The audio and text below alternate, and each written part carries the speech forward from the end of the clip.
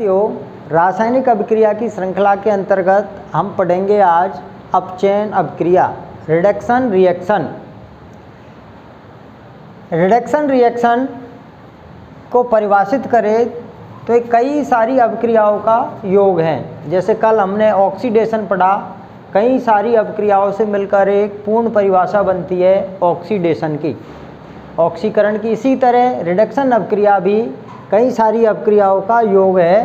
सारी परिभाषा को व्याख्या करने के लिए हमें कई सारी परिभाषाओं का योग किया गया है। यह परिभाषा है ऑक्सीडेशन, ऑक्सीकरण अभिक्रिया की विपरीत होती है। जो आपने ऑक्सीकरण में पढ़ा उसका आप उल्टा याद है तो आपको अपचयन अभिक्रिया भी याद है। तो अपचयन अभिक्रिया किसे कहते हैं? तो वह रासायनिक अभिक्रिया जिसमें ऑक्सीजन का वियोग, हाइड्रोजन का योग, धन विद्युतीय तत्व का योग, ऋण विद्युतीय तत्व का निष्कासन होता है, अपचयन अभिक्रिया कहलाती है। तो ऑक्सीडेशन और रिडक्शन एक दूसरे के विपरीत अभिक्रिया है। तो ऑक्सीडेशन याद है तो आपको रिडक्शन भी याद है। तो अब दोहरान करते हैं। ऑक्सीजन का वियोग, जो आपने ऑक्सीकरण के अंदर पढ़ा, ऑक्सीजन का संयोग, इसका हमने उल्टा कर दिया है। तो मैग्नीशियम ऑक्साइड से मैग्नीशियम और ऑक्सीजन का बनना अपचयन अभिक्रिया कहलाती है। ये कैसे आप समझें? मैग्नीशियम ऑक्साइड के अंदर ऑक्सीजन है, जबकि ऑक्सीजन निकलने पर MgO से Mg का निर्माण हुआ, ऑक्सीजन निकल गई तो यहाँ हुआ MgO का Mg में अपचयन, रिडक्शन हो गया यहाँ। ठीक है। इसी तरह पोटेशियम क्लोरेट को हम गर्म करते हैं तो पोटेशियम क्लोराइड और ऑक्सीजन का निर्माण होता है। यह अभिक्रिया भी कौन सी है? अपचयन अभिक्रिया। क्यों? देखो यहाँ ऑक्सीजन 3 है, पोटेशियम क्लोरेट के अंदर ऑक्सीजन कितनी है? 3, और पोटेशियम क्लोराइड के अंदर एक भी ऑक्सीजन नहीं है। 3 ऑक्सीजन के अणु यहाँ से निकल चुके हैं। तो ये समीकरण संतुलित करने के लिए हमने इसको 2 से गुणा किया है, इसको 3 से गुणा किया है। तो पोटेशियम क्लोरेट का पोटेशियम क्लोराइड में निर्माण क्या कहलाएगा? अपचयन। क्यों? क्योंकि पोटेशियम क्लोरेट से ऑक्सीजन का वियोग होता है। ठीक है। अब दूसरा पॉइंट आता है आपका हाइड्रोजन का संयोग। हमने ऑक्सीकरण के अंदर क्या पढ़ा? हाइड्रोजन का निष्कासन। तो जो हाइड्रोजन निष्कासित हुई है उसका यदि योग हो जाए तो अभिक्रिया अपचयन अभिक्रिया कहलाएगी। CH2 डबल बॉन्ड CH2, इसका नाम है एथीन।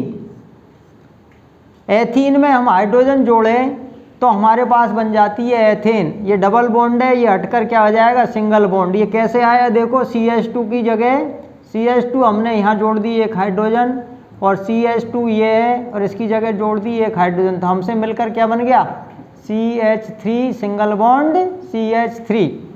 कार्बन पर 4 बंध बनते हैं टोटल, इसलिए यहाँ डबल बॉन्ड हटके सिंगल बॉन्ड का निर्माण हो गया। इस बात को अपन कार्बनिक रसायन के अंतर्गत पढ़ेंगे।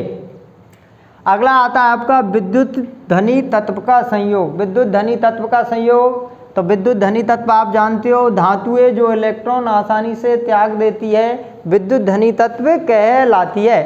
तो विद्युत धनी तत्व का किसी ऋण विद्युतीय तत्व के साथ संयोग हो जाता है तो उसका क्या होगा? अपचयन। तो MgCl2 के साथ जुड़ गया तो Cl2 का MgCl2 में क्या हो गया? अपचयन,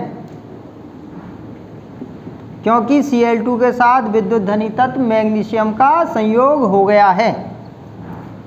अगला देखिए विद्युत ऋणी तत्व का निष्कासन। जबकि ऑक्सीडेशन में हमने क्या पढ़ा? विद्युत ऋणी तत्व का संयोग। तो विद्युत ऋणी तत्व का निष्कासन FeCl3 प्लस H2 हमारे पास बन गया FeCl2 प्लस HCl। संयुक्त कर समीकरण को संतुलित करने के लिए हमने क्या किया? देखिए ये आया हमारे पास, FeCl3 की हाइड्रोजन से अभिक्रिया कराई तो हमें मिल गया FeCl2 प्लस HCl। FeCl3 का नाम है ferric chloride. Ferric chloride question आया कई बार। फेरिक क्लोराइड से बना फेरस क्लोराइड।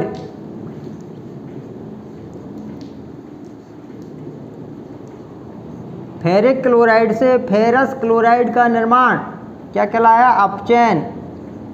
क्योंकि इसमें विद्युत ऋणी तत्व का निष्कासन, यहाँ विद्युत ऋणी तत्वों की संख्या Cl की 3 है और FeCl2 में 2 है, तो एक HCl निकल गया। तो एक Cl निकलने से इसका क्या हो गया? अपचयन। समीकरण संतुलित नहीं है, इसलिए हमने क्या किया? इसको हमने 2 से गुणा किया, तो यहाँ हो गए हमारे पास 6 क्लोरीन। यहाँ क्लोरीन हुए 2, इसको 2 से गुणा कर दिया तो 4। यहाँ हाइड्रोजन 2 है, इसको हमने 2 से गुणा कर दिया, तो ये हमारा समीकरण संतुलित हो गया है। अब दोबारा से हम दोहरान करते हैं ऑक्सीडेशन और रिडक्शन अभिक्रिया का। क्वेश्चन परीक्षा में पूछा जाता है, हाइड्रोजन के आधार पर, ऑक्सीजन के आधार पर, विद्युत धनी तत्व और विद्युत ऋणी तत्व के आधार पर ऑक्सीकरण और अपचयन को परिभाषित कीजिए। कोई भी एक लाइन आपसे पूछी जा सकती है। दूसरा क्वेश्चन आपके बनता है, ऑक्सीजन के संयोग और वियोग के आधार पर ऑक्सीकरण और अपचयन में अंतर लिखो। तो ऑक्सीकरण और अपचयन में अंतर है, जिसको हम अभी अध्ययन करेंगे। तो देखो, पहला अपचयन में पढ़ा ऑक्सीजन का वियोग, ऑक्सीकरण में हमने पढ़ा ऑक्सीजन का संयोग। यहाँ अपनी कौन सी अभिक्रिया कहला रही है? अंतर वाला है क्वेश्चन ये, तो ध्यान से आप देखें। ऑक्सीजन का संयोग ऑक्सीकरण और ऑक्सीजन का वियोग अपचयन कहलाता है। तो ये अभिक्रिया हमारी हुई अपचयन।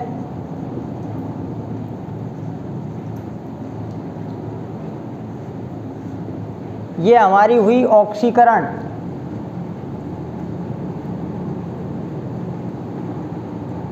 ऑक्सीडेशन, यह हमारा रिडक्शन।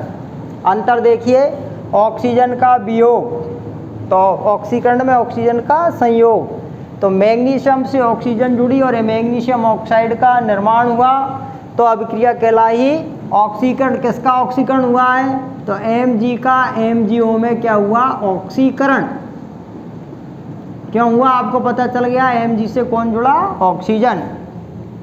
दूसरा, हाइड्रोजन का संयोग अपचयन कहलाया, इधर हाइड्रोजन का वियोग क्या कहलाया? ऑक्सीकरण, हाइड्रोजन की कमी होना। तो देखो, H2S + O2 sulphur, hydrogen sulphide के साथ ऑक्सीजन ने क्रिया की, तो हमें मिल गया जल और सल्फर।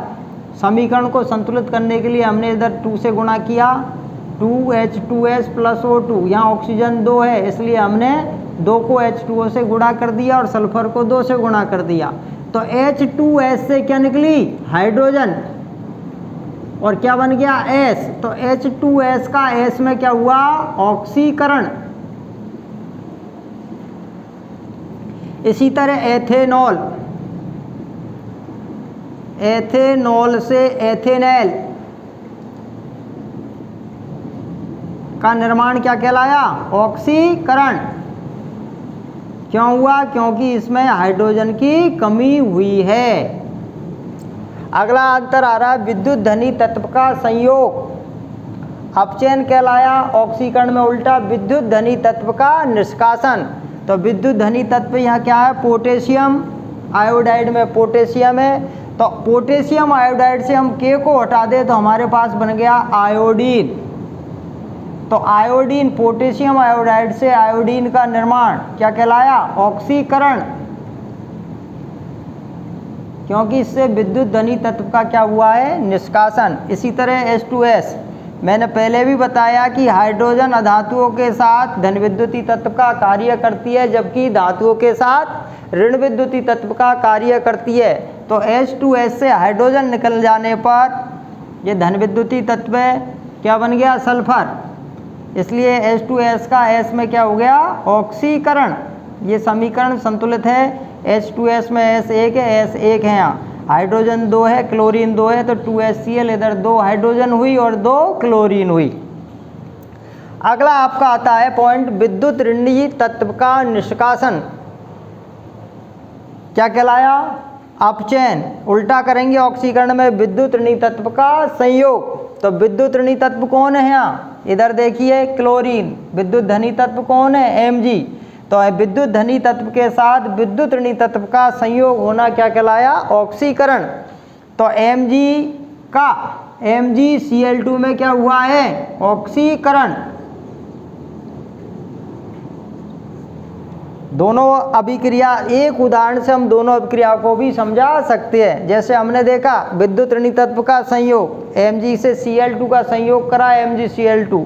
यदि हम कहें उल्टा करें इसका कि विद्युत ऋणी तत्व का निष्कासन, तो विद्युत ऋणी तत्व का निष्कासन होगा तो क्या होगा, अपचयन होगा। या विद्युत ऋणी तत्वों की संख्या में क्या कर रही है, कमी। तो आपसे जो बोर्ड की परीक्षा में क्वेश्चन पूछे जाते हैं वो समीकरण दे देता है या दिए गए समीकरण का नाम बताता है कौन सी अभिक्रिया है, समीकरण संतुलित है या नहीं, तो उसको संतुलित करना है। या आपसे अंतर पूछता है कि ऑक्सीजन के संयोग एवं वियोग के आधार पर अपचयन और ऑक्सीकरण में अंतर लिखो। इसी तरह हाइड्रोजन के संयोग व वियोग के आधार पर ऑक्सीकरण और अपचयन में अंतर लिखो। विद्युत धनी तत्व के संयोग व वियोग के आधार पर ऑक्सीकरण और अपचयन को परिभाषित कीजिए या इसमें अंतर लिखिए। विद्युत ऋणी तत्व के निष्कासन और संयोग के आधार पर ऑक्सीकरण और अपचयन को परिभाषित कीजिए या इनको से उदाहरण अंतर लिखिए।